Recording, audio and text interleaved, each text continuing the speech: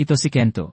Nasa kanya ang pinakamalakas na character sa laro at ang pinakapinapanood sa Mijidravars, sikat sa palayaw na king. Lahat ay adik sa kanya, gumugugol ng maraming oras sa panonood sa kanya na patayin ang final boss at tapusin ang pinakakinatatakutang dungsyon sa server. Pero sa araw na ipapakita na niya ang kanyang mukha sa mga tagahanga, pinutol ng kapatid niyang si Reito Jinguji ang stream, binugbog siya, inanunsyo na binili niya ang account, at kinuha ang pwesto ni King sa harap ng lahat. Bigla na lang, nawala kay Kento ang kasikatang pinaghirapan niya, at pinanood pa ang kapatid niya sa di na pinupuri na parang siya ang henyo sa likod ng lahat. Matapos ang ilang oras na pagkalungkot, nagpasya siyang bumalik at sinabing gagawin niya ang lahat para wasakin ang kanyang kapatid. Walang account at walang pera. Umutang siya ng malaking halaga na 25,000 at bumili ng bagong virtual reality capsule. Pumasok si Kento sa laro, gumawa ng bagong avatar na tinawag na Shadow, at nagtakda ng 2 layunin. Kailangan niyang kumita ng pera ng mabilis, at kailangan niyang maghiganti kay Reito. Sa Tower Tutorial, ang kasalukuyang record ay pag-aari ng kanyang lumang karakter, si King. Kahit na bagong-bago ang karakter at 0 lahat ng stats, taglay pa rin ni Kento ang lahat ng kaalaman at kasanayan mula sa tutorial dati. Nagsimula na ang timer, at sinimulan niyang tapusin ang mga floor na parang wala lang. Bawat floor na madaanan niya may binabasag siyang record. Sa 6 floor, mataas na ang mga level, pero hindi para sa kanya, na tinalo ang goblin sa pamamagitan ng paghagis ng dagger diretsyo sa lalamunan nito. Sinubukan ng kawawang aso na maghiganti, pero pinatay ito ng bida ng walang kahirap-hirap. Papunta na siya sa 7 floor, at 2 minuto pa lang ang nakakalipas. Hindi mapigilan si Shadow, umakyat sa ika-7, ika-9, ika-10 floor, at narating ang final boss. Level 12 ang pangit na ito, malaking agwat kumpara sa kanya na level 1 pa lang. Kahit na, hindi umurong ang bida, sinugod niya ito, nagtitiwala sa sarili niyang galing. Nalito ang halimaw. Sa sandaling iyon, nakita niya ang pagkakataon, ibinaon ang dagger sa gitna mismo ng noo ng halimaw, at tinapos ang tutorial dungeon. Nang buksan niya ang leaderboard, nakita niya ang pangalan niya sa unang pwesto, sinira ang world record ng tutorial. Pero ngayon magsisimula ang tunay na hamon dahil isang hidden mission ang nabuksan. Pagtingala niya, nakita niya ang anino ng isang lumilipad na halimaw, at natakot siya dahil bagong-bago ang account niya, at magiging mahirap talunin ang halimaw na ito dahil level 50 ito. Malamig na tumitig ang bida, kinuha ang dagger, at diretsong sinugod ang halimaw. Lumilipad ang dragon sa paligid at nagbubuga lang ng apoy mula sa itaas. Nakakita siya ng tumpok ng mga bato, sumugod, gumawa ng isang malaking pagtalon, at nagsimulang hiwain ang dragon ng walang tigil. 1 minuto na lang ang natitira sa timer, kaya sinubukan ng lalaki ang lahat ng paraan para hiwain ang dragon, pero parang walang gumagana. Habang bumabagsak sa liig ng dragon, nakakita siya ng isang bato at nahanap ang wake point. Doon mismo, itinaas niya ang dagger at ibinaon ito sa bato, hinati ito sa 2. Nagsimulang gumuho ang dragon at tuluyan ng natalo. Sa loob ng 14 na minuto at 59 na segundo, nagtala siya ng bagong record sa hidden mission. Ang kanyang gantimpala ay isang magic chest, at nang buksan niya ito, nakatanggap siya ng isang maalamat na espada na tinatawag na Koro, na may napakalakas na stats. Bukod sa pagiging isang pambihirang espada, mayroon din itong kamalayan at nakakapagsalita, ibig sabihin ito ang pinaka-OP na espada sa laro. Sa isang iglap, nakarating siya sa Village of Beginnings. Nang sabihin niyang hindi niya inaasahan na nandoon ang hari, agad siyang pinatahimik ng espada. Pinag-isipang mabuti, sinabi niya na kahit mababa ang stats ng item, legendary pa rin ito, na nangangahulugang napakalaki ng halaga nito. Sinabihan ni Kuro ang bata na itigil na ang pag-iisip niyan at sinabing ito ang pinakamagaling na espada sa mundo. Dinala tayo sa Forest of Beginnings. Handa na si Shadow na mag-level up at manghuli ng mga high-rank item dahil kailangan niya ng pera. Pagkaraan ng ilang sandali, nakita natin siyang tinatapos ang isang goblin habang sinasabi sa kanya ng espada na itigil na ang pagpatay sa mga kaawa-awang maliliit na nilalang. Nang mapansing umabot na siya sa level 4, nagpa siya ang bida na maglagay ng points sa agility. Pero nang buksan niya ang panel, nalaman niyang tumaas din ang stats ng espada. Ipinaliwanag ni Kuro na ang kakayahan nito ay hayaan siyang lumakas kasabay ng may-ari nito. Na-curious, tinanong ng bata kung ano yung isa pang stat, pero sinabi ng espada na hindi nito alam. Bigla, nakarinig si Shadow ng mga boses at mabilis niyang nalaman na may 7 pang tao sa malapit. Nakita natin ang isang grupo ng mga manlalaro na nagpapasalamat kay Sudi, nang ngumiti at nagsabing ang trabaho niya ay suportahan ang mga baguhan. Napansin ng bida na kahit nakakaramdam siya ng 7 presensya, 4 na tao lang ang nakikita niya, ibig sabihin, 3 sa kanila ay nagtatago sa dilim. Sabi ng demonyong espada, karaniwan lang yan kapag gustong manghuli ng mga bagong manlalaro. Dahil hindi niya matiis ang mga tarantadong nambibiktima ng mahihina, nagpa siya ang bata na makialam. Sabi ng espada, nahulaan niyang tipo siya na makatarungan, na nagpapakitang hindi ito tumitigil sa pagbasa ng kanyang isipan kahit 1 segundo. Nang makita siya, tinanong ni Sudi kung baguhan din ba siya. Nang kumpirmahin niya ito, na-excite ang ibang mga manlalaro. Pero sinabi ni Shadow na hindi ito ang pinakamagandang lugar para sa mga baguhan na mag-level up. Pagkatapos ay hinarang niya ang atake ng Hunter, at napagtanto ng lalaki na hindi pala kailangan ng tulong ng bata. Habang nanonood ng laban, sumisigaw ang ibang mga manlalaro kung ano ang dapat nilang gawin. Sinabihan sila ng bata na umalis na, pero biglang may mga Hunter pang lumabas mula sa mga palumpong. Umatake muli ang leader ng grupo, na nagpa-realize sa bida na hindi pa ito tapos. Isang lalaki ang nagpasya na bahala na at sumugod. Pero bago pa makagawa ng kahit ano ang bida, nakatanggap ng malalang tama ang bata. Natulala si Shadow, at lumitaw ang isang mensahe na nagsasabing hindi makakapaglaro ang lalaki sa loob ng 24 na oras. Lumapit ang mga Hunter sa mga babae at sinabing huwag mag-alala dahil susunod din sila sa kanya. Nang aasar, sinabi ng boss na pananatilihin niyang kalmado ang lahat habang nakatuon siya sa depensa.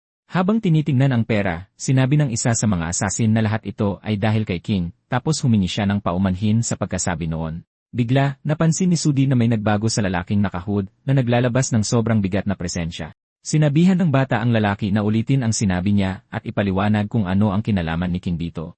Sinabi ng Hunter na wala siyang alam sa sinasabi nito at bago pa siya makakilos, pinugutan na siya ng ulo.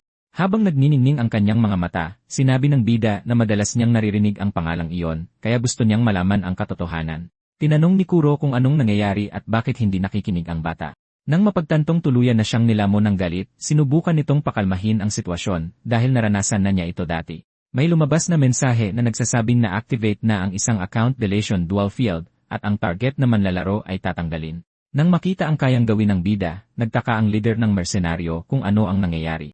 Ang manlalaro na napatay ay lumitaw at nagsimulang tumakbo mula sa mga aninong kuko pero nahuli siya. At habang nagmamakaawa siya ng tulong, hinigop siya sa isang hukay. Pinagpapawisan ng malamig, hindi pa rin maintindihan ni Sudi ang nangyayari, nagtataka kung ano ang kamay na iyon at bakit ang bangkay lang ng kanyang kakampi ang hindi nawala. Sinabihan ni Shadow ang bata na huwag matakot. Nagsisimula pa lang ang pangangaso. Sa isip-isip ng mersenaryo, napagtanto niyang hindi ito ang Yaijiji Dorvers na kilala niya. Harap-harapan sa manlalaro, tinanong ng bida kung bakit at sino ang nag-utos na patayin ang mga baguhan. Sumisigaw, sinabi ng assassin na sumusunod lang siya sa utos ni King at hindi niya ito kasalanan. Nilamon ng galit, nagsimulang magpakawala ng malulupit na atake ang bata, tapos tinanong niya kung bakit nila ito ginagawa, at umiiyak na sinabi ni Sudi na hindi niya alam. Habang binibigay ang huling hiwa, sinabi ng bida na kung ganoon, mamatay na lang siya. Sa pagka-eliminate, na-deactivate na ang account deletion dual field. Nang mapansin na medyo nahihilo ang bata, tinanong siya ng isa sa mga babae kung okay lang ba siya bago magpasalamat sa pagligtas sa kanila. Sinabi ng ating bida na wala lang iyon, pero hindi sumang-ayon ang manlalarong nakasombrero at sinabing noong lumalaban siya, kamukhang-kamukha niya si King. Nagpasya si Shadow na lumayo at umupo.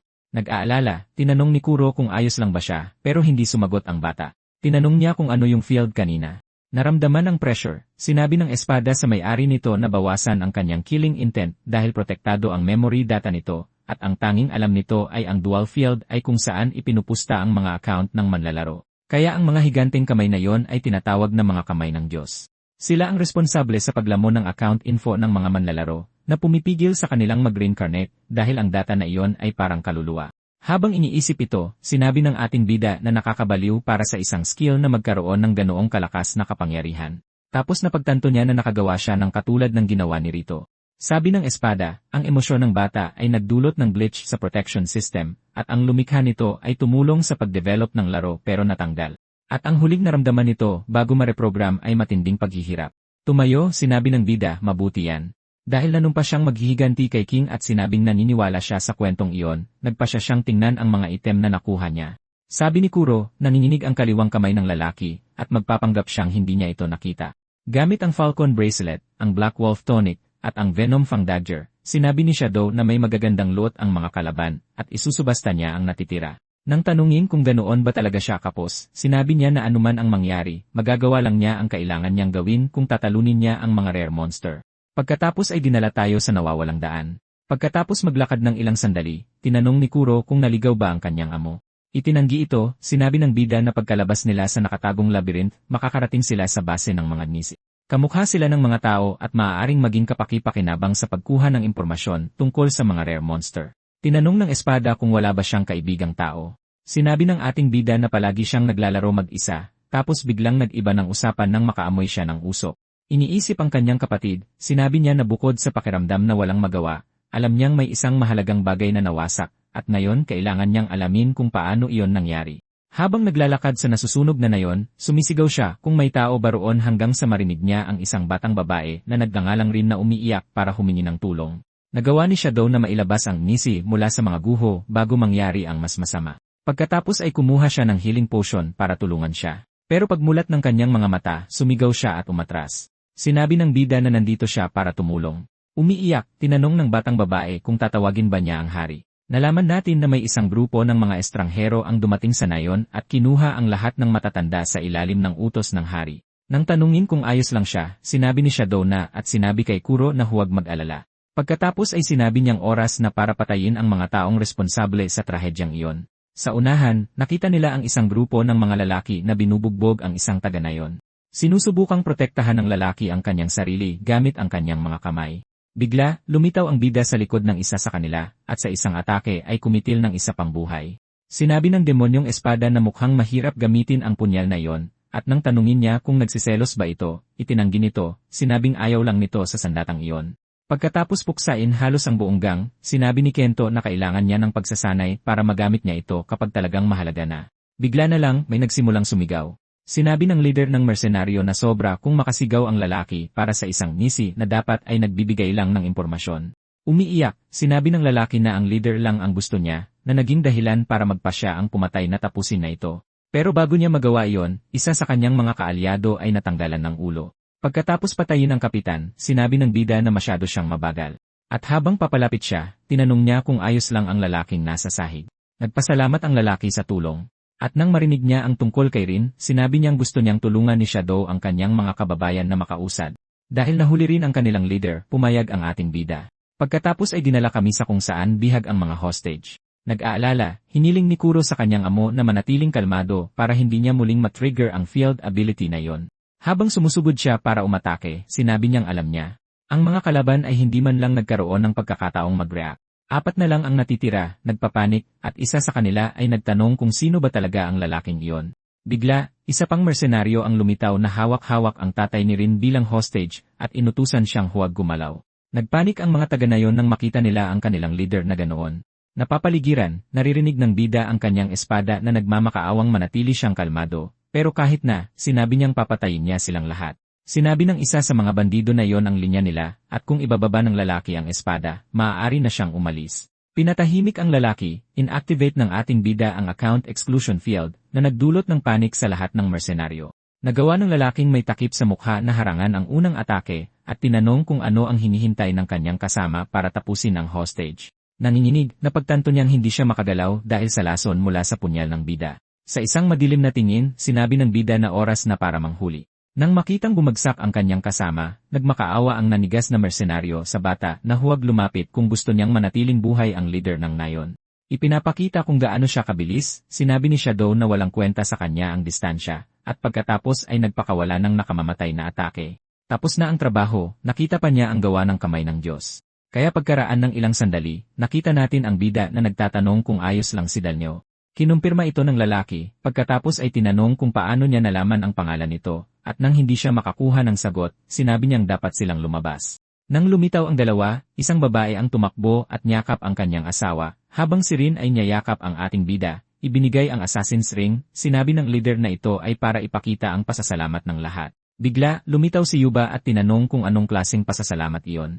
Tinitingnan ng bata, nagpasalamat ang matanda sa ngalan ng lahat at sinabing kung mayroon pa silang magagawa, sabihin lang. Nagpasalamat ang bida na naging dahilan para maalala ng matanda na siya ang hari.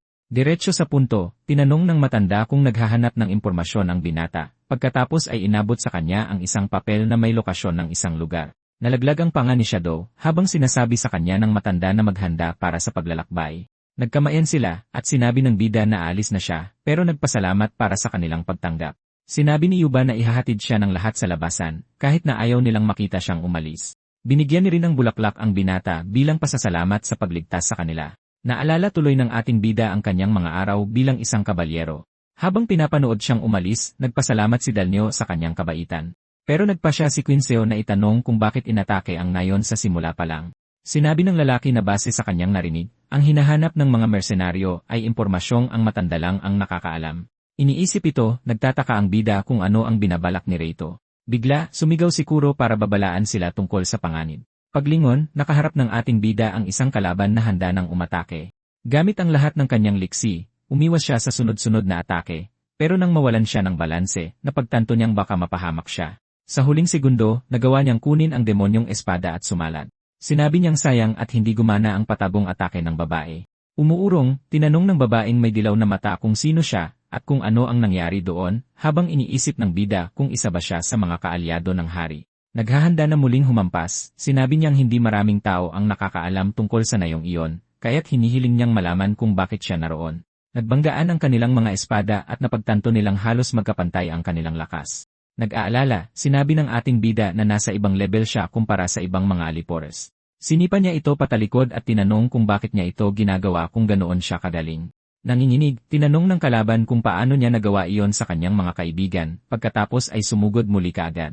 Ibinuhos ang lahat ng kanyang lakas, sinabi niyang nalunod siya sa kanyang galit at isang pagkakamali ang pagmasakar ng mga tao. Sumisigaw, sinabi ni Kento na ginawa lang niya yon dahil sa kanila.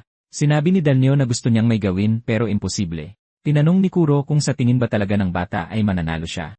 Nakangiti, sinabi niyang at ibinagsak ang kanyang kalaban ng buong lakas sa pader.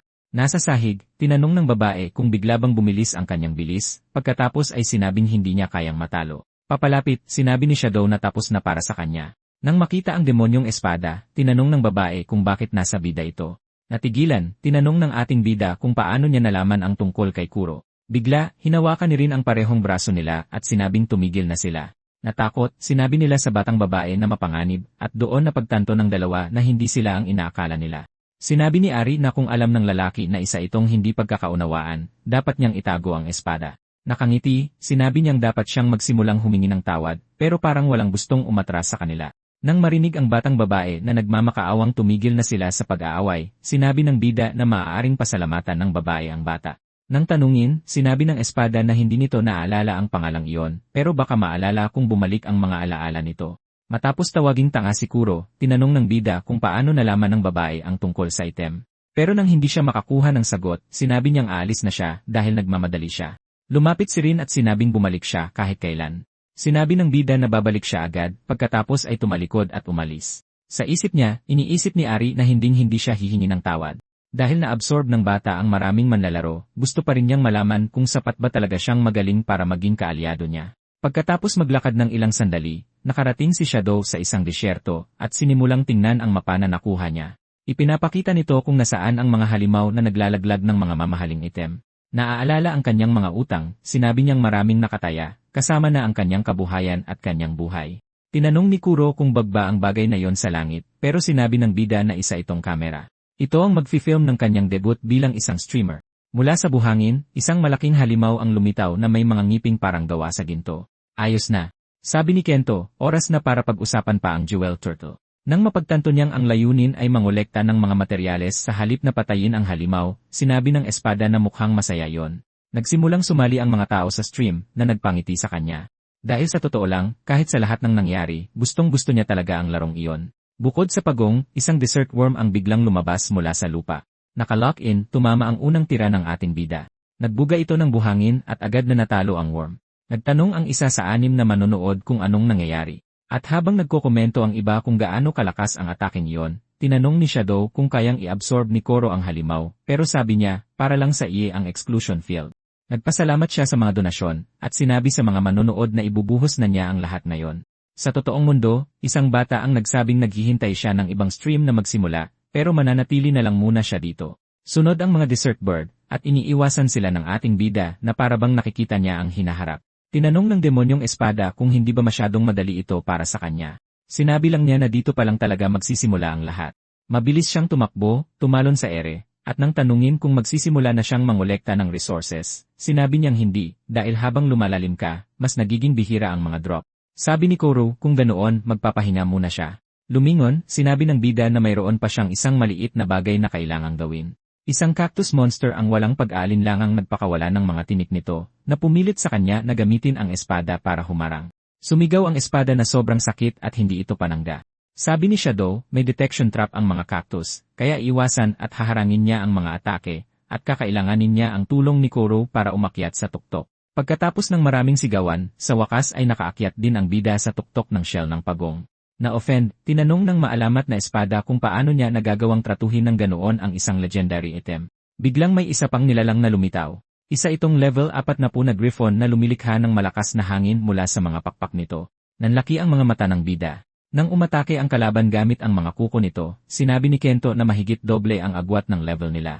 Ganoon pa man, humampas pa rin siya dahil alam niyang hindi siya matatalo sa bilis ng atake. Tinanong ni Koro kung tapos na ba pero sinabi ng bata na hindi pa. Habang nasa air pa rin, nag-charge ng fireball ang griffon at ibinato ito diretsyo sa kanya. Umiwas siya, iniisip na kailangang bumaba ng griffin kapag naubusan na ito ng fireballs, at iyon ang sandaling ganap itong malalantad. Naging eksakto ang lahat sa plano niya, at nagsimulang hanapin ni Shadow ang pressure point na patungo sa kahinaan ng kalaban. Pagkakita niya rito, inihagis niya ang kanyang dagger malapit sa pakpak ng ibon, at dahil sa lason, naparalisa ang pakpak.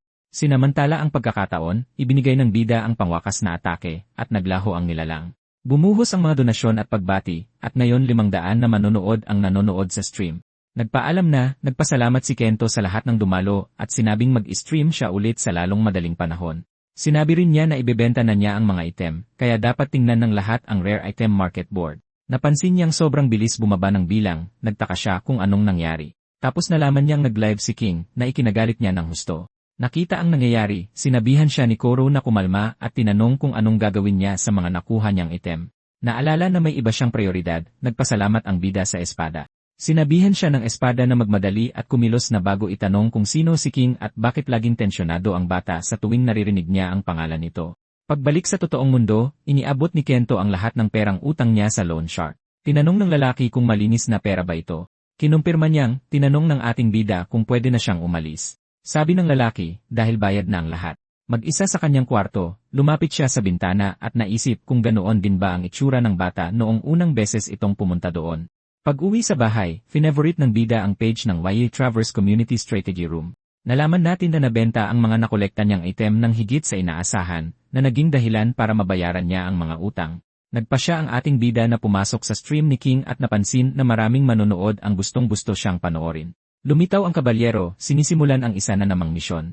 Sabi niya, wala siyang pakialam sa mga taong galit sa kanya, at umalis sa stream dahil ang focus niya ay bigyan ang kanyang mga tagahanga ng pinakamagandang entertainment na mahihiling nila. Nagulat, sinabihan ng bida si King na tumigil kahit alam niyang walang saysay. Naririnig natin ang mga sigawan mula sa kanyang headphones, at sinabi niya na kung magpapatuloy ito, masisira ang YA Travers. Agad na bumalik sa laro si Kento, at tinanong ni Koro kung saan siya nagmamadali. Nalaman nating papunta siya sa Nonglad dahil pagkatapos puksain ang isang buong nayon at pumatay ng libu-libong tao, inanusyo ni King na iyon ang susunod niyang pupuntahan. Pinag-isipan nito, naisip ng bida kung dahil ba sa kanya, kaya inatake ang mga merchant, at napagdesisyonan na sana hindi na lang siya nag-stream. Pagdating niya sa lungsod, naririnig na niya ang mga sigawan mula sa mga residente na walang awang inaatake. Nanlaki ang kanyang mga mata nang makita kung gaano kalala ang pinsala. Tinanong siya ng isa sa mga mersenaryo kung sino siya, pero nang hindi siya sumagot, sinabi ng lalaki na papatayin din siya nito para makasama si King. Dahil doon, muling napuno ng galit ang ating bida, at sa isang atake, nabawasan niya ng isang braso ang salarin, pagkatapos ay agad na ipinatawag ang Hands of God. Nang ma-activate ang dual field, sinugod ni Shadow ang mga kalaban. Sabi ni Koro, napakaganda ng Assassin's Ring dahil nagbigay ito ng 20% boost sa damage ng mga sneak attack.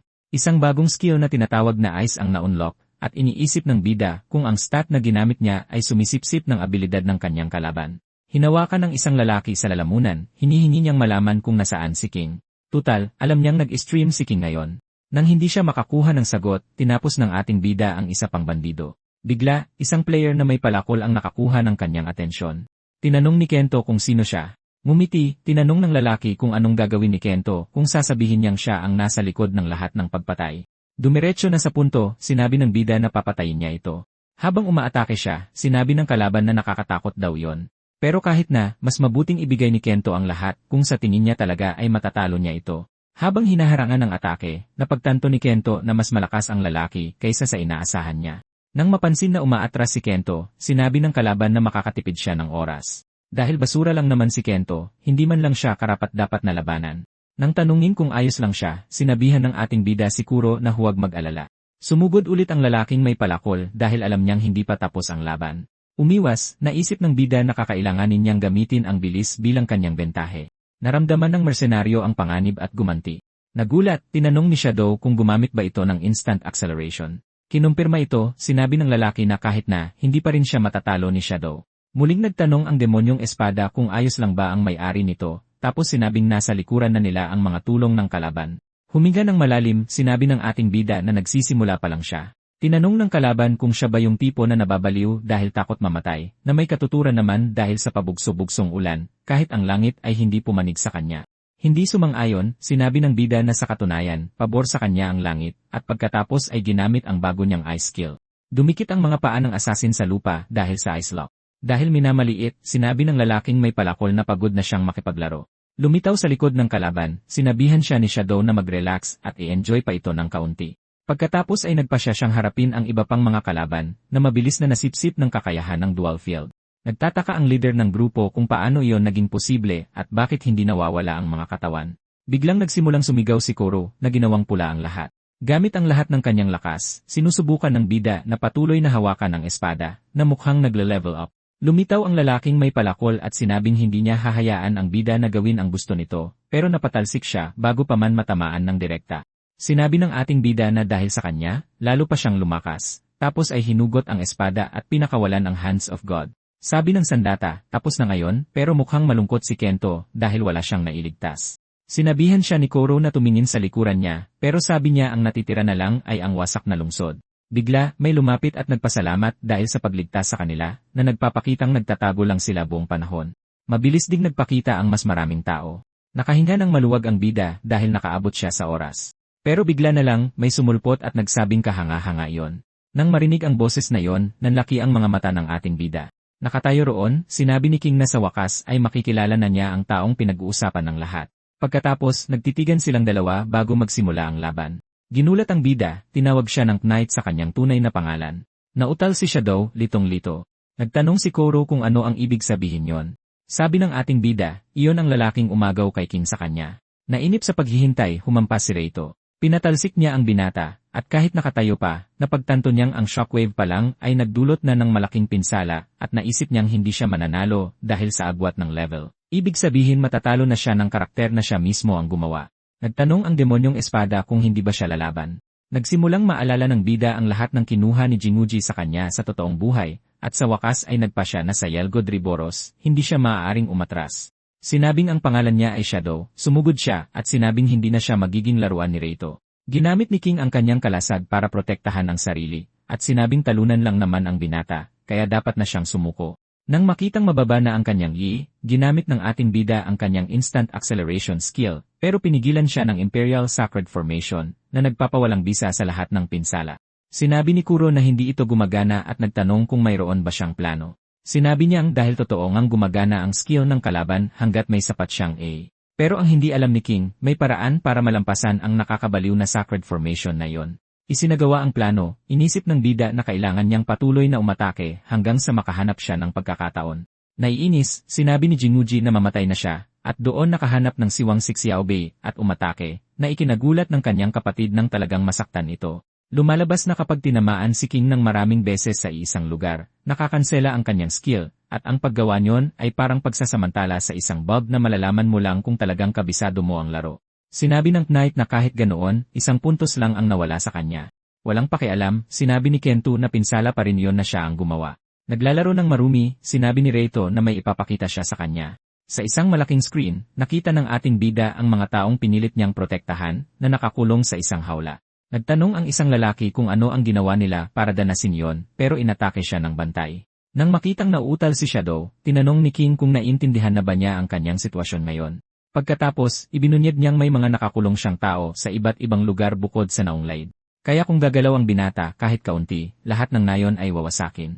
Itaas ang kanyang espada, sinabi ng knight na laging nananalo ang pinakamalakas, ibig sabihin ay walang saysay ang paglaban sa kanya, sa laruman o sa totoong buhay. Ipinagpatuloy ang kanyang palabas, ginamit ni Rato ang kanyang Imperial Sword Dance skill. Sumugod ang mga apoy papunta sa bida, habang sinasabihan siya ni Kuro na umiwas, pero mukhang huli na ang lahat, at nagsimula ang isang countdown. Habang nahuhulog sa bangin, iniisip ni Shadow kung natalo ba siya, at napagtanto niyang kailangan niyang mabuhay muli agad para hindi ma-delete ang kanyang karakter. Sa 10 segundo na natitira, sinabi ng bida na hindi siya maaaring sumuko dahil nanumpa siyang maghihiganti. Ang problema ay hindi niya alam kung paano matatalo si Jinwoo, na lalong nagpapahirap sa kanyang kalooban. Sa huling segundo, nagsimula siyang sumigaw. Pero bigla na lang, nagsimulang umilaw ang Assassin's Ring, na lubos na ikinagulat ng ating bida. Kalaunan, nagising siya sa loob ng isang silid at nagtaka kung ano ang nangyari. Nakasandal sa isang muebles, sinabi ni Koro na dapat itanong ng binata kung ano ang ginagawa ng isang estranghero sa silid. Bigla, may mga kamay na pumulupot sa leeg ni Shadow, at isang boses ang nagtanong kung gising na ba siya. Mabilis na umatras ang bida na takot, habang tinatanong ng lalaking may takip sa mata kung nagkamali ba si Yuba nang makilala siya. Nang tanungin siya ng espada, sinabi ng ating bida na hindi niya kilala ang lalaking iyon, hindi sa kanyang kasalukuyang karakter. Nalaman natin na may mga karakter sa laro na kilala bilang ang 5 dakilang nis, isang eskrimador, isang monghe, isang mamamana, isang salamangkero, at isang assassin. Kaya noong siya pasiking, nagmisyon si Kento kasama ang lalaking ito, si Zaji, na kilala bilang pinakamahusay na assassin sa lahat.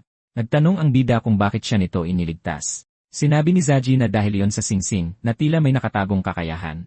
Nakakrus ang mga braso, sinabi ng binata na hiniling niya kay Yuba na ibigay ang item sa isang taong matapang, dahil kung sino man ang makakuha nito ay magiging disipulo niya. Nagulat, napagtanto ni Shadow na ito na ang kanyang pagkakataon. Pero sabi ni Zaji, malamang nagkamali ang matanda dahil hinahayaan ng binata na masyadong makalapit ang mga tao sa kanya ng napakadali. Kaya kapag gumaling na siya, dapat na siyang umalis. Gulat at ayaw iwanan, sinabi ng bida na masyado siyang mahina at hindi kayang protektahan ang anuman ng mag-isa, kaya dapat ay iniisip niya kung paano lumakas. Nangangamba sa pinakamasama, sinabihan ni Kuro ang kanyang amo na kumalma. Bigla, sinabi ng assassin na nagbago ang isip niya at sinabihan ang binata na makipagkita sa labas para sa isang pagsubok. Dahil kung magagamit niya ng tama ang damdaming iyon, baka maging isang makapangyarihan siya. Pagkatayo, sinabi ni Shadow na ang plano ngayon ay maging disipulo at mag-level up, pagkatapos ay wasakin ang mga opisyal ng Nordic Peak at bawiin ang lahat ng ninakaw ni Reito. Sa labas may kausap si Zaji. Sinabi ng taong iyon na pumayag lang sila dahil nakiusap si Yuba, pero hindi rin nila nakikilala ang binata. Si Ari pala, na bago umalis ay nagsabing malakas ang kutob niyang magkikita silang muli ni Shadow. Nang handa na ang bida, sinimulan na nila ng assassin ang pagsubok. Sa isip-isip, sinabi ni Kento na hindi siya makatama ng combo. Samantala, tinanong ng lalaking may takip sa mata kung hindi ba niya gagamitin ang kanyang mga skill, kaya ginamit ng ating bida ang ice block. Pagkatapos, ginamit niya ang instant acceleration para umatake mula sa likod, pero umiwas si Zaji sa pamamagitan ng isang pag-ikot, at tumalon sa puno, sinabing desente ang bilis niya kumpara sa karamihan. Nang tanungin, sinabi ng bida na level 30 siya, kaya napagtanto ng master na kailangan niyang umabot sa level 50 man lang. Pagkatapos maipasa ang pagsubok, isang misyon ang nabuksan. Lumingon si Shadow at sinabing abutin niya ang level na yon sa loob ng 1 linggo. Pero sinabi ng assassin na 3 araw lang ang mayroon siya kung gusto niyang maging disipulo nito. Napagtanto na kailangan niyang tumaas ng 20 levels sa loob ng 72 oras, naisip ng ating bida na hindi muna siya matutulog. Sa isa pang laban, sinabi ni Zaji na nagiging madali ng hulaan ang kanyang mga galaw. Pagkatapos ay inatake niya ang binata mula sa likuran. Bumagsak siya sa lupa at napagtantong hindi siya makagalaw. Nagtanong ang master kung iyon na lang ba ang kaya niya. Naalalang kailangan niyang talunin si King, sinubukan ng bida na bumangon at sumipa, sinabing kailangan niyang talunin ang hari. Sinabi ng lalaki kay Kento na hayaang punuin ng kanyang layuning pumatay ang buong katawan habang nananatiling kalmado, dahil iyon ang pinakamababang kailangan para maging disipulo niya. Bigla may lumitaw na congrats message. At sa wakas, naabot ng bida ang level 50. Nag-uunat, sinabi ng assassin na akala niya abutin ito ng 5 araw, na nagpa-realize sa ating bida na medyo wala siya sa katwiran kumilos. Pagkatapos makuha ang skill na Shadow Path, nalito si Shadow, pero sinabi ni Zaji na yon ang kanyang attribute, at ipapakita niya kung paano ito gumagana ng 1 beses lang. Nawala siya sa mga anino at muling lumitaw sa likod ng bida, sinabing hinahayaan ng skill ang gumagamit na pumasok sa anino ng ibang tao. Sabi ni Kuro, interesante yon at talagang bagay sa Assassin's Ring. Lumapit ang master at sinabing mayroon siyang pabor na hihilingin. Pagkatapos ay ibinunyag niyang may narinig siya tungkol sa mga halimaw na hindi pa nakikita dati at tungkol sa mga nawawalang eskrimador at salamangkero. Kaya dahil delikado ang sitwasyon, makakatulong ang pagkakaroon ng kasama. Pumayag agad ang ating bida dahil kung matatapos niya ang misyon, makakatanggap siya ng mga gantimpala. Lumipat tayo sa ibang lugar kung saan may nagrereklamo na palpak ang isang specimen. Nakakita tayo ng 2 nilalang sa loob ng 2 tubo. Pindot sa isang buttons, sinabi ng lalaking may mga matang kulay apoy na maganda ang reaksyon. At pagkatapos makakuha ng misyon na talunin ang isang level 50 na manlalaro gamit ang isang binagong halimaw, sinabi niyang kailangan niyang tapusin ito para sa kanyang pananaliksik. Kalaunan, sa kotse sa kanyang leasyan, napagtanto ni Kento na hindi nagbibiro si Zoji tungkol sa mga halimaw. Sinabi ng lalaki na ang target ay nasa mansyon, at ang mga nilalang na iyon ay hindi binago. Nang makakita ng maraming komento na lumalabas, sinabi niyang hindi niya alam na streamer pala si Xiaobei. Humingi ng paumanhin ang ating bida para sa maingay na manonood, pero sinabi ng assassin na ayos lang, at ang pagkuha ng ganitong atensyon ay nagpapasigla pa sa kanya. Sumugod siya at ginamit ang skill na Threadline Sword Dance, pinuksa ang maraming halimaw ng sabay-sabay, naisip ng bida na nagpipigil lang pala talaga ang lalaki noong naglaban sila. Sinabi ni Saji na siya na ang bahala sa iba at iwan niya ang mansyon kay Shadow. Dumiretso ang bida sa V ng kulto, at nang magtanong ang mga manonood kung ano ang nangyayari, sinabi niyang ang alam lang niya ay nagdudulot ng gulo ang kulto at baka maputol ang stream sa no-filming zone. Sinabi ni Kuro na kakaibang paraan iyon ng pagsabi, pero iginiit ni Kento na hindi niya maaaring hayaang makita ng mga tao ang duel arena. Pagkatapos tingnan ang mapa, nakarating siya sa ikatlong palapag at binuksan ang mga pinto para tingnan kung ano ang susunod. Isang kalaban ang lumitaw, pero napaka-cute nito, na napaisip tuloy ang ating bida kung kalaban nga ba talaga ito. Bigla, may nagsabi sa kanya na tumingin sa kanyang likuran. Lumingon siya at nakita ang sarili na kaharap ang isang buong kawan ng mga nilalang. Agad na sumugod ang isa sa kanila, pero napuksa ito kaagad. Sa pag-iisip, sinabi ng bida na yon siguro ang mga coded creature. Tapos may biglang lumitaw at sinabing hindi niya inasahan na matatalo sa isang iglap lang ang isang mass-produced chimera. Idinagdag niya na matagal na rin mula nang huli niyang makita si Shadow. Naguguluhan ang ating bida, at ipinaalala ng lalaki na siya si Suti, ang newbie hunter, at gumawa siya ng bagong account para lang maghiganti. Sumisigaw siyang nagpatawag ng isa pang nilalang, at pagkatapos lumitaw ng isang gorilang may sungay, sinabi niyang siya naman ang magpapakasaya. Sa isang iglap, nagliparan ang mga bagay-bagay, at naiwan ang lalaking nakatulala at nakanganga. Nakaupo sa ibabaw ng gorilla, tinanong ng bida kung sino ulit ang sinabi niyang papatayin niya. Paglitaw sa likod ng mersenaryo, sinamantala niya ang pagkakataong itanong kung ang lalaki ang utak sa likod ng kulto. Sa pagpanik, sumigaw si Sudi kay Kento na lumayo sa kanya. Ginawa naman ito ng ating bida, tapos biglang sumulpot ulit at tinanong kung sinusubukan ba niyang ipadelete ang isa pang account. Nanginginig na parang baliw, sinabi ng lalaki na nasa likod ng malalaking pinto ang leader at tinanong kung ligtas na ba siya. Pinatunayan niyang hindi, pinatay siya ng bida, at sinabing huwag na siyang magpapakita sa kanya muli. Sa totoong mundo, sinabi ng isang manonood na si Shadow ay nakakatakot at kahanga-hanga sa parehong pagkakataon. Pumasok ang bida sa laboratorio na parang siya ang may-ari ng lugar. Sinabi ni Kuro na kamangha-mangha ang lugar at nagtataka kung sino ang posibleng nagmo-modify ng mga halimaw. Mabilis na narating ng ating bida ang huling pinto, ngunit nakalock ito. Kaya ginamit niya ang kanyang espada para hiwain ang kahoy at gumawa ng isang dramatikong pagpasok. Medyo sa loob, sinabi ng siyentipiko na medyo marahas iyon, ipinakilala ang sarili bilang si Iridis, isang opisyal mula sa Nordic Peak, at tinanong kung pumunta ba ang bata para gumawa ng gulo sa kanyang research sanctuary, na nangangahulugang siya ang pumatay na ibinabala sa kanila. May nakakatakot na tingin, sinabi ng mananaliksik na dumating si Shadow sa tamang panahon, dahil katatapos lang niya sa kanyang nilikha. Sa pagtataka, nagsimulang maamoy ng ating bida ang amoy ni Rin. Sabi ni Iridis, kumuha siya ng data mula sa isang nise at isinama ito sa isang halimaw na lumilikha ng kanyang pinakamahusay na obra. Nang tawagin, tumayo ang Dragon Knight. Lubos na natulala ang bida habang ang nilalang ay mukhang tumatawa. Nakikita ang batang babae na nakakulong sa likod, sinabi niyang nagkatotoo na ang kanyang pinakamasamang kinatatakutan at naghanda ng tapusin ang nakakakilabot na palabas na iyon. Sa gitna ng laban, tinanong ni Kuro kung bakit hindi gumaganti ng atake ang bata. Sinabi ng ating bida na ito ay dahil may mga nisi na isinama sa nilalang. Bumubuga ang Dragon Knight ng asul na apoy habang sinisipsip din ang lakas ng buhay ng mga nisi. Umiwas ang bida sa isa pang nakamamatay na atake, nag-iisip kung may paraan ba para iligtas ang mga taong iyon, at kung ang sagot ba ay ang mga kumikinang na pulseras sa mga pulso ng kalaban. Tumatawa, sinabi ni Iridis na alam niyang hindi mananalo ang bata. Habang sinasangga ang isa pang atake gamit ang kanyang espada, nagpa siya si Shadow na subukan ang kanyang teorya. Tapos tumalon siya sa ere at muling lumitaw malapit sa dragon, sinasabing ipapakita niya kung paano talaga ginagamit ang dalawang espada. Paglitaw sa likod ng kalaban, hiniwa ng ating bida ang mga pulseras, at nagkaroon ng pagsabog ng liwanag. Gulat na gulat, tinanong ng mananaliksik kung paano iyon naging posible at inutusan ang kanyang nilikha na mag-focus sa kung sino ang dapat nitong patayin. Sumunod, bumuga ng apoy ang dragon sa bata, na nanonood lang sa nangyayaring pagkawasak. Pagkatapos noon, ginamit niya ang kanyang Shadow Path ability at lumitaw sa ilalim ng Knight. Para tapusin ang pagputol sa mga pulseras, umatake siyang muli, at nagsimulang sumigaw ang nilalang bago bumagsak sa lupa, natalunan na.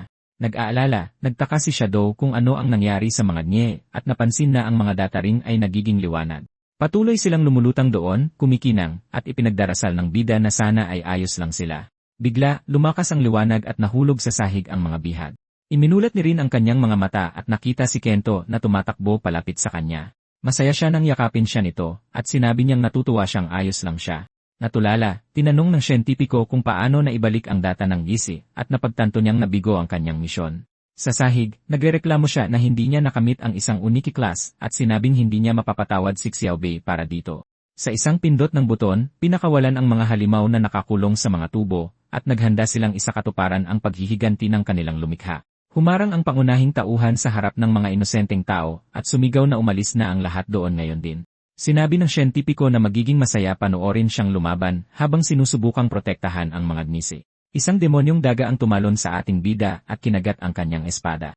Sa isip-isip niya, sinabi niyang hindi naman ganoon kalakas ang mga nilalang, pero ibang usapan na kapag may mga taong kailangan kang protektahan. Nadakip si rin ng isang halimaw at nagsimulang sumigaw, na pumilit sa bida na kumilos kaagad. Hindi nagtagal, napalibutan ng mga nilalang ang mga bida, habang inuutusan sila ni Iridis na tapusin na sila. Bigla, may sumulpot at nagtanong kung kailangan ni Shadow ng tulong. Si Jen pala, at walang kahirap-hirap, nilipol niya ang mga kalaban. Ang mananaliksik, natataranta, ay nagtanong kung ano ang ginagawa doon ng isa sa 5 dakilang ngisi. Sinabi ng ating bida sa kanyang master na dalhin si Rin at ang iba pa sa labas, at susunod siya pagkatapos niyang asikasuhin ang siyentipiko. Sinabi ng mersenaryo na nakuha niya at magkikita sila mamaya. Inactivate ang kanyang dual field skill, tinanong ni Kento si Iridis kung handa na ba siyang pagsisihan ang lahat ng kanyang ginawa. Sa sahig, nagmamakaawa ang lalaki na patawarin, pero sinabi ng bida na oras na para sa pagbitay. Tapos may isa pang lumitaw at sinabing magiging problema yon dahil hindi niya papayagan na patayin ang siyentipiko. Nakangiti, hindi man lang nag-atubili si Kento at dumiretso sa pag-atake, na pumilit kay Shadow na gamitin ang lahat ng kanyang liksi para lang maiharang ang espada sa kanyang katawan. Matapos masangga, sinabi ng lalaking puti ang buhok na magiging masaya ito. Pinasalamatan siya ng ating bida para sa papuri. Habang iniisip kung gaano kalakas ang kanyang kalaban, sinabi ng kaaway na alam niyang gumagamit si Shadow ng isang mapanganib na teknik. At nang makita niya ang reaksyon ng bida, napagtanto niyang tama ang hula niya. Ipinakilala ang sarili bilang isa sa 4 na opisyal sa Nordic Peak. Sinabi ni Ken na isang karangalan na makipaglaro sa kanya. Tapos umatake siya kaagad gamit ang kanyang skill na tinatawag na lupus strikes. Kahit habang sinasalo ang mga tama, napagtanto ng bida na palakas ng palakas ang bawat hampas ng teknik. Tinanong ng kalaban kung ilang atake sa tingin niya ang kaya niyang saluhin. Nag-aalala, sinubukan ng ating bida na umatras, pero naipit ang kanyang mga binti ng mga butiki. Sa isang hampas, pinatay niya sila, pero mas marami pang lumitaw. Tinatanong ni Iridis kung gaano katagal balak ni Ken na patagalin ang laban. Sa halip na samantalahin ang pagkakataong tapusin si Shadow, lumapit ang lalaki, at sinabing sisirain nito ang saya. Habang sumisigaw ang mananaliksik na dapat ay mas magpasalamat siya sa suporta. Tinatanong ni Kuro kung hindi ba matalinong tumakbo habang nagtatalo silang dalawa. Sa hindi pagsang-ayon, sinabi ng bida na ito na ang kanilang pagkakataon na talunin silang dalawa ng sabay. Naiinis sa abala, sinabi ni Ken na walang makakaiwas sa paparating. Kaya mula ngayon, ibubuhos na niya ang lahat ng lakas niya. Sabi ng demonyong espada, kailangang tumakbo agad ng may-ari nito. Dahil bukas ang dual field at dahil isa itong absolute field, walang sinuman ang ligtas sa mga patakaran, kahit pa siya, na nangangahulugang kung matatalo ang bata, lalamunin siya ng mga kamay ng Diyos. Hindi siya binibigyan ng oras para makatakas, nagsimulang magpakawala muli ng lupus hits ang lalaking puti ang buhok, sinasabing napakalakas niya talaga para makaligtas sa 1-0 sunod-sunod na atake. Kung kailan tila wala ng pag-asa, may nagpakawala ng splitting strike, na pumilit kay Ken na umatras kagad. Dumating si Ari at sinabing hindi nila mapipigilan ang kalaban. Hindi sa ngayon. Nang tanungin ng bida kung bakit siya naroon, sinabi lang niyang siya na ang bahala kay Irides, habang iniisip na naroon lang talaga siya para tingnan kung karapat-dapat si Shadow na humawak kay Kuro. Bumalik sa pag-atake, sinabi ng manlalaban na mukhang malaki ang tiwala ng babae sa bata, at kailangan niyang tanungin kung bakit pagkatapos niyang manalo. Patuloy na sinasalo ng demonyong espada ang karamihan sa mga tama. Umaatras, napagtanto ng ating bida na ngayong lumakas na ang lalaki, hindi siya pwedeng tamaan. Sumusugod, sinabi ni Ken na walang takas, tapos nagpakawala ng attack gamit ang fluid flow fist dance. Halos hindi na naman nailigtas ng bida ang kanyang sarili, at sinabi ng kanyang kalaban na matagal na mula nang maramdaman niya ang ganito sa isang laban.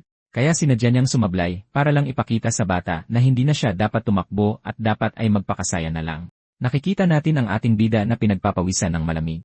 Doon naman napabagsak si Ari sa lupa. Sinabi ng siyentipiko na iyon ang kabayaran sa pagsira nila sa kanyang research lab. Nang makita ang malaking nilalang, sinabihan ni Kuro si Shadow na tumakbo para hindi sila malamon ng duel field kasama ng babae. Iniisip si Rin, sinabi ni Kento na hindi na siya matatalo ulit, kaya tumanggi siyang umatras. Sa sahig, sinabi ng babae na hindi niya akalain na siya ang unang magtitiwala sa batang lalaki. Sabi ni Kento na ang bata ang pinakamagaling. Ngunit bigla, na-activate ang Devil's Arm, at isang itim na anino ang bumalot sa ating bida at sa kanyang espada. Sumisigaw, sinabi ng item na biglang nagising ang kapangyarihan sa loob niya. Sa isang wasiwas, pinuksan ng braso ang nilikha ng siyentipiko, tapos ay nagsimulang lumapit sa iba pang mga kalaban. Nagawang harangin ni Ken ang unang tama. Samantala, nagtataka ang bida kung bakit ang mga kamay ng Diyos ay tila literal na nagkakaroon ng anyo. Nataranta, naghagis si Aredes ng mga potion sa mga itim na kuko, pero nawalan ng bisa ang kanyang mahika, at tinamaan pa ang lalaking puti ang buhok. Sabi ni Shadow hindi pa tapos ang laban. Lumingon ang kalaban sa tamang oras at nagawang depensahan ang sarili. Gayunpaman, nagkaroon siya ng hiwa sa pulso na nagpabawa sa kanyang li.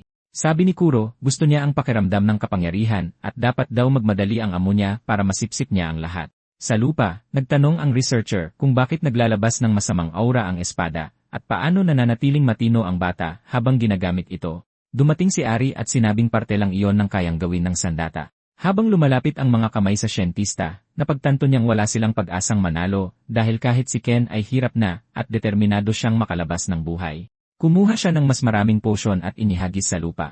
Lumikha ito ng ulap ng usok para makatakas sila. Sabi ni Ken, ubos na ang oras niya pero sa totoo lang ay gusto pa niyang ipagpatuloy ang pagpatay. Sabi ng bida natin, hindi niya ito hahayaang makatakas pero huli na ang lahat. Bigla na lang silang dalawa naglaho. Mag-isa kasama si Ari, tinanong ni Shadow kung sino siya at paano niya ginising ang mga kakayahang iyon ni Kuro. Sabi niya, kung gusto niya talagang malaman, dapat siyang pumunta sa Cave Frozen kinabukasan ng tanghali, pero kung interesado lang talaga siya. Bago mag-log out, ibinunyag niyang alam niya ang pangalan ni Kento, na lubos niyang ikinagulat. Habang iniisip ang lahat ng nangyari, nagtaka ang bida kung ano pang mga patakaran ang alam ni Kuro na hindi niya alam. Pagkatapos, nagpasya siyang ang tanging pagpipilian ay pumunta sa pagkikita, kahit na ayaw niya. Sa labas, sinabi ni Zaji na tapos na ang kanyang parte at lahat ng DC ay nasa ligtas na lugar. Nagpasalamat ang bida natin habang tinitingnan ang lahat ng nilalang na pinabagsak niya. Nakita natin na bilang gantimpala, nakuha niya ang Assassin's Coat. Bukod pa riyan, ibinigay sa kanya ng mercenary ang Swordsman's Bracer. Masaya ang bida sa mga regalo. Pagkatapos ay nagpaalam ang dalawa at nangakong magkikita muli balang araw. Sa totoong mundo, pumunta si Kagura sa Cave Frozen at iniisip kung paano niya malalaman kung sino doon si Ari. Biglang may tumawag sa pangalan niya. Siya yon. At sa paggawa niyon, ipinakita niyang alam niya ang itsura nito, kahit hindi ito kapareho ng itsura sa laro. Nang umupo ang bida, nagpakilala siya bilang si Ari, at sinabing ikinagagalak niyang makilala ang hari, o mas tamang sabihin, ang tagapagmana ng Jinguji Group. Nagulat, tinanong ni Kento kung paano niya nalaman yon.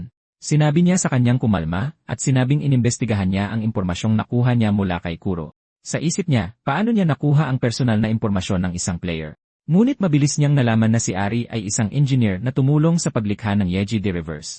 Natanggal siya sa trabaho nang pumalit ang Jinguji Group. Kaya ngayon, gusto niyang maghiganti, pero kakailanganin niya ng tulong. Ang pagkarinig niyon ay nagpaalala sa kanya sa lahat ng ginawa ni Reito sa kanya. Tinanong ni Kento kung ano ang makukuha niya sa pagtulong sa kanya, at sinabing ang tanging dahilan kung bakit siya pumunta ay dahil gusto niyang malaman pa ang tungkol kay Kuro. Tinanggap ang kanyang mga kondisyon, sinabi niyang nilikha niya ang sandata para labanan ang Jinguji Group, at napakahigpit ng mga kinakailangan para makuha ito dahil gusto niyang makahanap ng isang player na talagang karapat-dapat. Sa wakas, nagets na ng bida natin. Sabi ni Arisa, kinailangan niyang ibigay si Kuro sa isang napakahusay na player para hindi makahalata ang conglomerate. Habang pinag-iisipan ito, sinabi ni Shadow na naniniwala siya sa kwento nito, pero ang tanging layunin niya ay talunin si King, hindi ang pabagsakin ang buong Jinguji Group. Sasabihin na sana niya yon, pero sinabi niyang alam niyang mahirap labanan ang hari ng walang tamang gamit. Inamin niyang tama ito, sinabi niyang natalo na siya dati sa kapatid niya.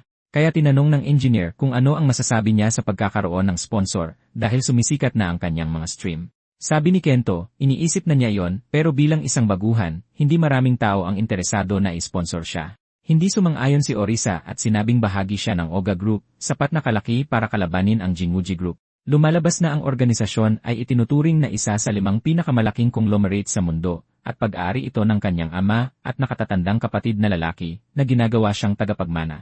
Sabi ni Ari, sa alinmang paraan, parehong matutupad ang kanilang mga layunin kung papayag siyang maging bahagi ng plano. Sabi ng bida, maganda yan, pero hindi magandang ideya na pag-usapan iyon sa lugar na yon. Bigla na lang, pumitik ang babae, at lahat ng nasa loob ng cave ay natigilan.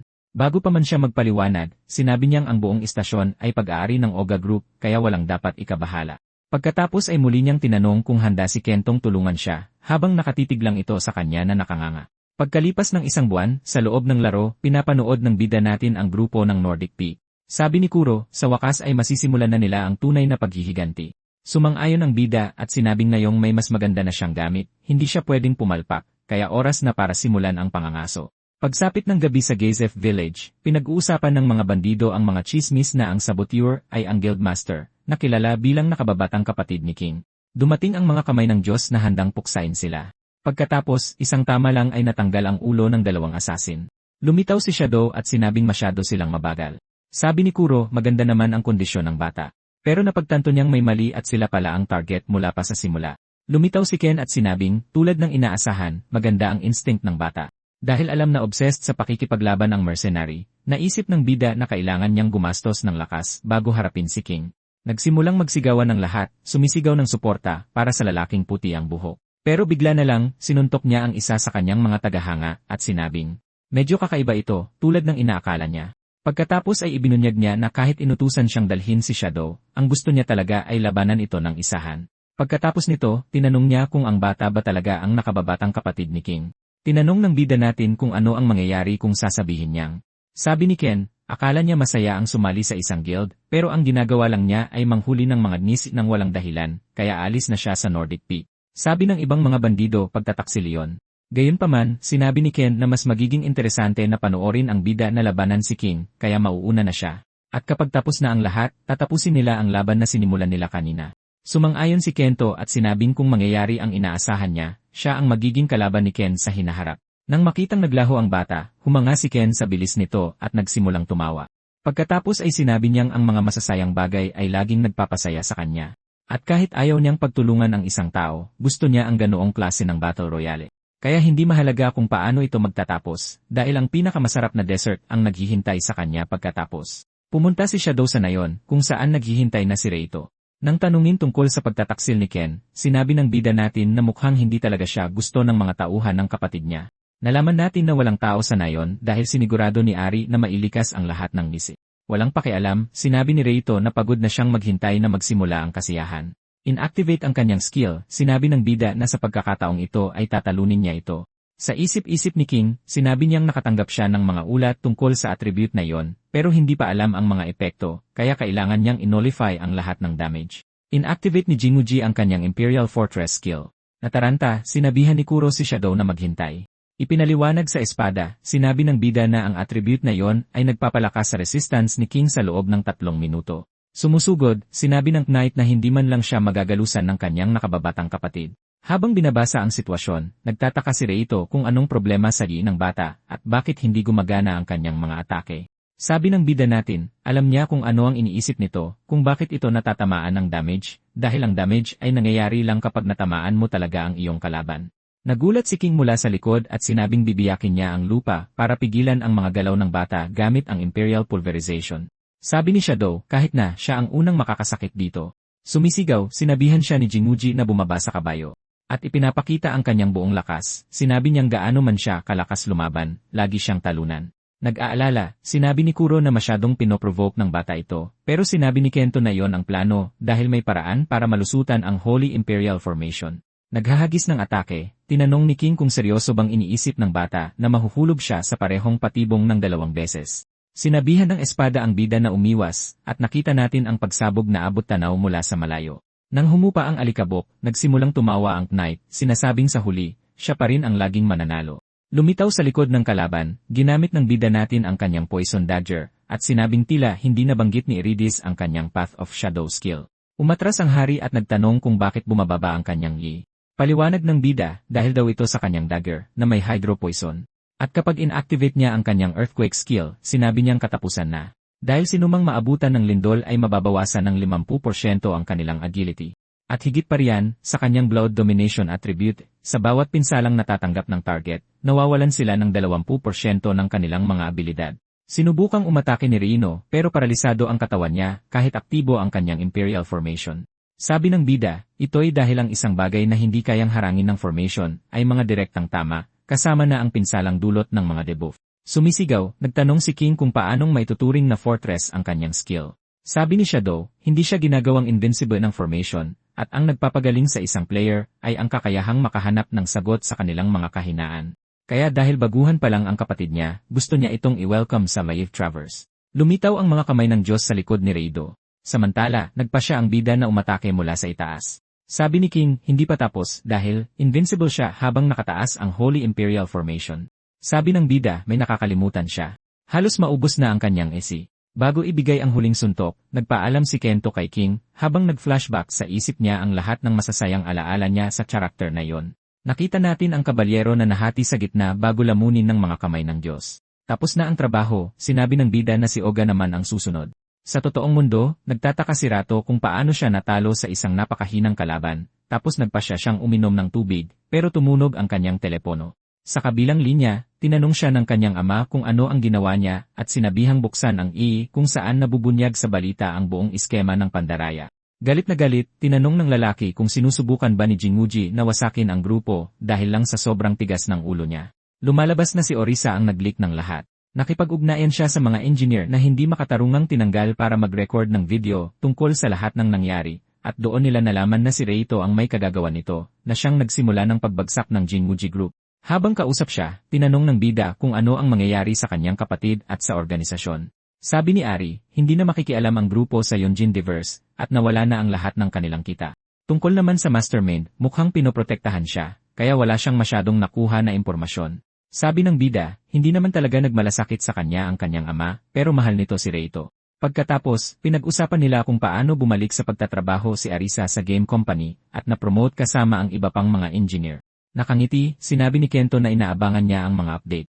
Tumunog ang alarm at sinabi niyang oras na. Sinabihan siya nitong mag-ingat at sinabi rin niya ito sa kanya. Pagkatapos ay bumalik si Shadow sa laro kung saan naghihintay na si Ken. Habang naghahanda, sinabi niyang kailangan niyang tuparin ang kanyang pangako sa harap ng mga manonood kasama si Erides. Sumisigaw, sinabi ng lalaki na nandun lang siya dahil napilitan. Sinabihan siya ni Ken na i-enjoy ang palabas, at habang ina-activate niya ang kanyang skill, sinabi niyang magsisimula na ang isang malaking duelo. Napangiti ang ating bida at si Kuro, at pagkatapos ay sumugod sila sa laban. Sinabi ng bida na kailangan nilang manalo sa laban na yon, at sinabi ng espada na wala itong duda na magagawa nila yon.